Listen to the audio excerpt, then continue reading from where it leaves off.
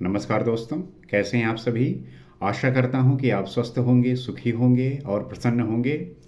जैसा कि श्रीमद् भागवत गीता में हम इसे समझने का प्रयास करते हैं और जानने का प्रयास करते हैं कि श्री कृष्ण ने अर्जुन के जो भी संदेह संदेह मतलब संदेह थे, भ्रम थे और इस तरीके से वो भ्रमित हुए कि उन्होंने युद्ध करने का जो है पूरा मन ही खत्म कर दिया। अर्थात अब उनका मन जो है इस बात से डरा हुआ है कि ये अपने ही सगे संबंधी हैं, अपने ही लोग हैं, तो मैं इनको कैसे मार सकता हूँ। इसी प्रकार से आपके जीवन में भी विभिन्न प्रकार की ऐसी चुनौतियाँ नित्य बनी रहती हैं, आती रहती हैं और इसे आपको डेली बेसिस पे फेस करना पड़ता है। तो क्या आप इतने योग्य हैं, इतने एलिजिबल हैं कि आप उसको जो है फेस कर सकें, उसको जो है आप टैकल कर सकें। अगर टैकल नहीं कर पा रहे हैं, इसका मतलब है कि आपको जो है वहाँ पे काम करने की आवश्यकता है। और अगर आप कर पा रहे हैं तो आप उससे जो है परे देखने का जो है सोचिए। अर्थात अपना जीवन कितने उत्कृष्ट अवस्था पे ले जा सकते हैं, ये आप इस बात पे सोचते हुए इस पे कार्य कर सकते हैं। और उसके लिए आवश्यक होगा कि आप अपने सेंसेस और माइंड पे कंट्रोल पाएं। जब तक ये नहीं कर पाएंगे, आपके लिए कुछ भी प्राप्त करना मुश्किल होगा।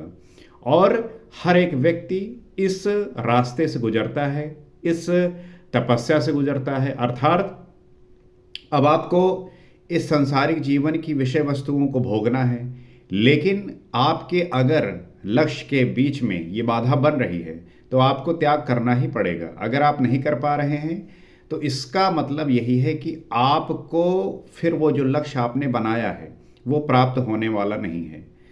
तो आप इस चीज़ को ध्यान में रखते हुए अपने जीवन को बहुत संतुलित और ध्यानपूर्वक आगे ले जाइए, अन्यथा आपका जीवन जो है कहीं ना कहीं भटक जाएगा और आप जो नहीं करना चाहते वो सब भी करना पड़ता है। और व्यक्ति जो है ऐसे ही उसका जीवन जो है व्यतीत होता है।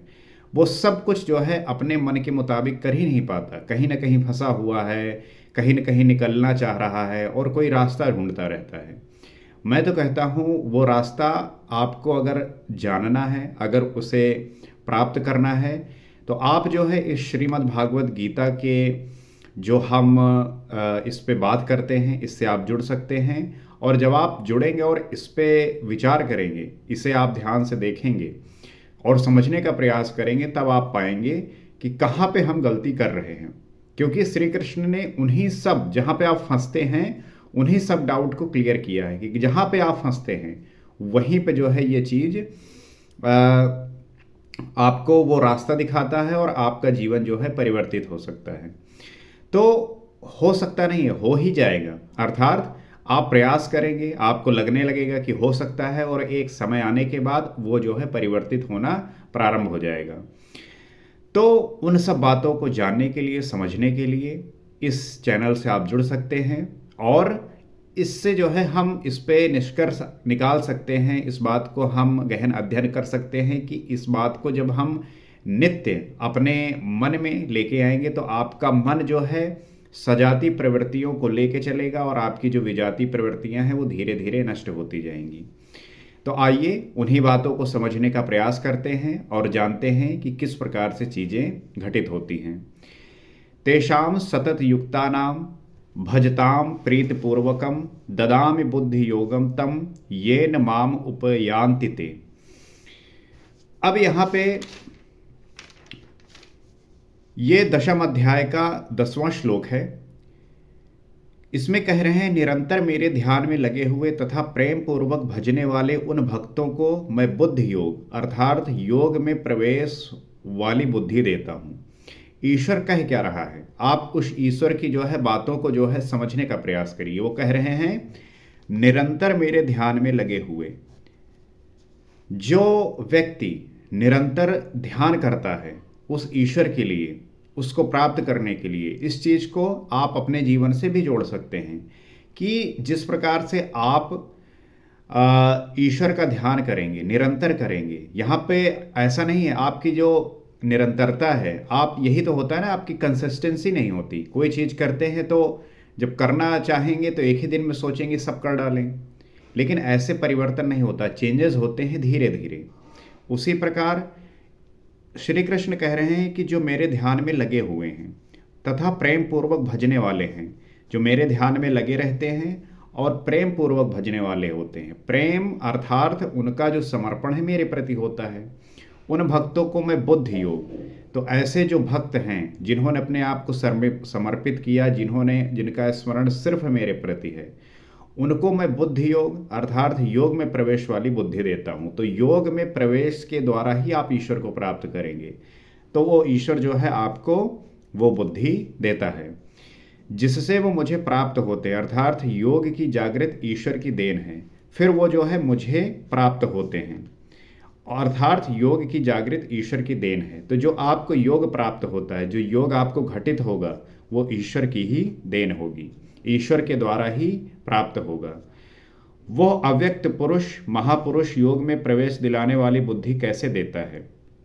अब ये बात समझना है कि जो अव्यक्त पुरुष है, महापुरुष योग में प्रवेश दिलाने वाली वो बुद्धि देता कैसे है, किस प्रकार से होता है। तो कहते हैं तेषाम एवानुकंपार्थ महम ज्ञानजम तमः नाशयाम्यात्म भावास्थो ज्ञान दीपेन भावास्वता। कहते हैं उनके ऊपर पूर्ण अनुग्रह करने के लिए मैं उनकी आत्मा से अभिन्न खड़ा होकर, रथी होकर, अज्ञान से उत्पन्न हुए अंधकार को ज्ञान रूपी दीपक के द्वारा प्रकाशित कर नष्ट करता हूँ। अब एक एक बात को ध्यान रखना, वो कह रहे हैं कि जो ऐसे लोग होते हैं उनके ऊपर मैं अनुग्रह करता हूँ और उसके लिए मैं आत्मा से अभिन्न, मैं मतलब भिन्न नहीं होता, एक हो जाता हूँ, और रथी होकर अज्ञान से जो उत्पन्न हुआ अंधकार होता है उसे मैं ज्ञान रूपी दीपक से प्रकाशित करता हूँ, और जो आपका ज्ञान है, जो आपका अंधकार में आप जी रहे होते हैं, उसे नष्ट कर देते हैं। वस्तुतः किसी स्थित प्रज्ञ योगी द्वारा जब तक वो परमात्मा आपकी आत्मा से ही जागृत होकर पल पल पर संचालन नहीं करता, अर्थात वो जो स्थित प्रज्ञ योगी है, जब तक परमात्मा आपकी आत्मा से जागृत होकर, परमात्मा जो है आत्मा से जागृत होकर और क्षण क्षण संचालन नहीं करता, रोकथाम नहीं करता, इस प्रकृति के द्वंद्व से निकलते हुए स्वयं आगे नहीं ले चलता, अर्थात आपका जो आत्मा है वो जागृत होकर पल पल जो संचालन नहीं करता, रोकथाम नहीं करता, इस प्रकृति के द्वंद्व से निकलते हुए, क्योंकि जब तक आप प्रकृति में हैं तब तक ये द्वंद्व जो है बना रहता है, इसी में आप जो है उलझे रहते हैं। तो इससे जो है आगे निकलकर तब तक वास्तव में यथार्थ भजन आरंभ ही नहीं होता। आप निकलते हैं और इस प्रारंभिक अवस्था में ये चीज़ें बड़ी मुश्किल होती हैं, काफ़ी परेशान करती हैं आपको। वैसे तो भगवान सर्वत्र से बोलने लगते हैं, लेकिन प्रारंभ में वे स्वरूपस्थ महापुरुष द्वारा ही बोलते हैं। आप देखेंगे कि ईश्वर तो कहीं भी प्रदर्शित हो सकता है, कहीं भी प्रकट हो सकता है, लेकिन प्रारंभ में वो स्वरूपस्थ महापुरुष द्वारा ही बोलते हैं। यदि ऐसा महापुरुष आपको प्राप्त नहीं है तो वो स्पष्ट नहीं बोलेंगे, इसीलिए गुरु की आवश्यकता होती है, आपको मेंटोर की आवश्यकता होती है, एक ऐसे व्यक्ति को जिसने इस पे काम किया है, इसको जिया है, इसको समझा है। इष्ट सदगुरु अथवा परमात्मा का रथी होना एक ही बात है, तो इसमें आप इष्ट सदगुरु और परमात्मा का रथी होना आवश्यक है। साधक की आत्मा से जागृत हो जाने पर उनके निर्देश 4 प्रकार से मिलते हैं। किस प्रकार से मिलते हैं? पहले स्थूल सुरा संबंधी अनुभव होता है। आप जो है आप चिंतन में बैठे हैं, कब आपका मन लगने वाला है, कितनी समय तक लग गया है, कब मन भागना चाहता है और कब भाग गया, इसको हर मिनट सेकंड पर ईष्ट अंग स्पंदन से संकेत करते हैं। तो जब प्रारंभिक अवस्था में आप प्रारंभ करते हैं, आप जब चिंतन में बैठते हैं, तो जो आपका मन है वो लगने वाला है, कितने समय तक लगेगा, कब मन भागेगा और कब भाग गया, हर सेकंड जो है उस इष्ट जो है वो आपके अंग स्पंदन से संकेत जो है वो करते हैं। अंगों का फड़कना स्थूल सुरा संबंधी अनुभव है, जो एक पल में 2-4 स्थानों पर एक साथ आता है और विचारों के विकृत हो जाने पर मिनट मिनट पर आने लगता है। तो जब प्रारंभिक अवस्था में आप स्टार्ट करेंगे तो आपका जो मन है वो क्षण क्षण में भागेगा, हर सेकंड में भागता है, फिर वो धीरे धीरे मिनट पे आने लगता है। ये संकेत तभी आता है जब इष्ट के स्वरूप को आप अनन्य भाव से पकड़ें, अन्यथा साधारण जीवों में संस्कार के टकराव से अंग स्पंदन होते रहते हैं जिनका इष्ट वालों से कोई संपर्क नहीं है। तो ये जो है प्रारंभिक अवस्था में भागता है, हर सेकंड भागता है, लेकिन धीरे धीरे ये पकड़ में आने लगता है और फिर जो है ईस्ट वालों से संपर्क जो है जब ये भागता है तो उस समय हो नहीं पाता, लेकिन जब धीरे धीरे आप इसका साधना करने लगते हैं, इस पे साधन करते हैं, तो ये जो है घटित होने लगता है। दूसरा अब अनुभव स्वप्न सुरा संबंधी होता है। साधारण मनुष्य अपनी वासनाओं से संबंधित स्वप्न देखता है, किंतु जब आप इष्ट को पकड़ लेंगे तो ये सपना भी निर्देश में बदल जाता है। सेकंड जो अनुभव है वो ये क्या होता है कि उसमें मनुष्य तो वासनाओं से संबंधित सारे स्वप्न देखने लगता है। जैसे आप देखते रहते हैं कि ऐसा हो जाए, इस प्रकार घटित हो जाए, इस तरह की चीज़ें होने लगे, मुझे ऐसी गाड़ी मिल जाए, ऐसा घर हो जाए, ऐसा जो है पुरुष मिल जाए, ऐसी स्त्री मिल जाए, तमाम तरह की कामनाएं लेके आप चलते हैं। लेकिन जब इष्ट को आप पकड़ लेते हैं तो उसमें होता क्या है कि जो आप ये स्वप्न देखते हैं ये निर्देश में बदल जाता है, अर्थात उसको पॉजिटिव तरीके से लेके किस प्रकार से साधना करते हैं। योगी सपना नहीं देखता, होनी देखता है। अब योगी का और आम व्यक्ति का यही फर्क है, योगी सपना नहीं देखता, वो होनी पे जो है निर्भर करता है, वो उसे देखता है। तो हमने उपर्युक्त दोनों अनुभव प्रारंभिक हैं ये समझा। ये जो दोनों अवस्थाएं हैं ये प्रारंभिक हैं। किसी तत्व स्थित महापुरुष के सानिध्य से मन में उनके प्रति श्रद्धा रखने मात्र से उनकी टूटी फूटी सेवा करने से भी जागृत हो जाते हैं। किसी जो तत्व स्थित महापुरुष होते हैं उनके जब सानिध्य में आकर आप मन को उनके प्रति श्रद्धा से रखते हैं, ईश्वर के प्रति, सदगुरु के प्रति, तो जो टूटी फूटी आप सेवा करेंगे उससे क्या होगा कि आपका जो बुद्धि है वो जागृत होगी और इन दोनों से भी सूक्ष्म शेष जो अनुभव क्रियात्मक है जिन्हें चलकर ही देखा जा सकता है, अर्थात आप उस अनुभव को जो है महसूस करने लगेंगे।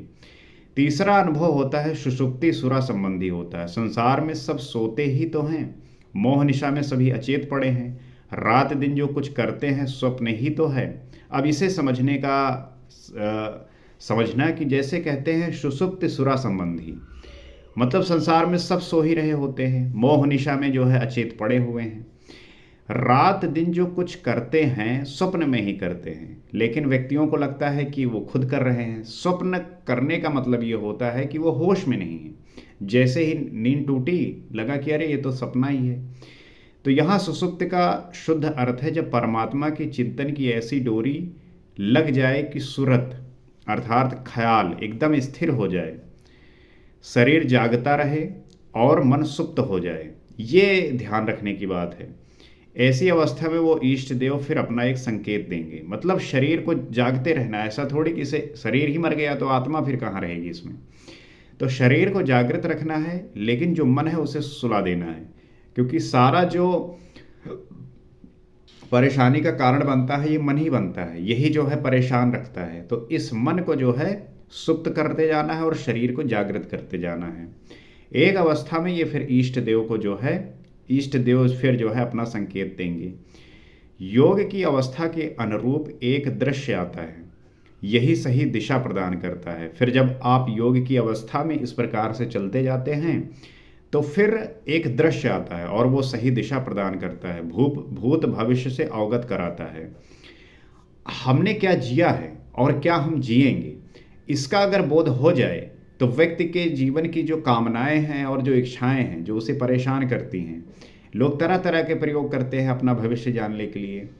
किसी से हाथ बिचरवाते हैं, किसी पंडित को बुलाते हैं जो उसके भविष्य को बता दे, लेकिन किसको पता है किसी का भविष्य। लेकिन जब आप इस साधना की स्थिति में आते हैं तब आपको जो है चीज़ें अनुभव होने लगती हैं।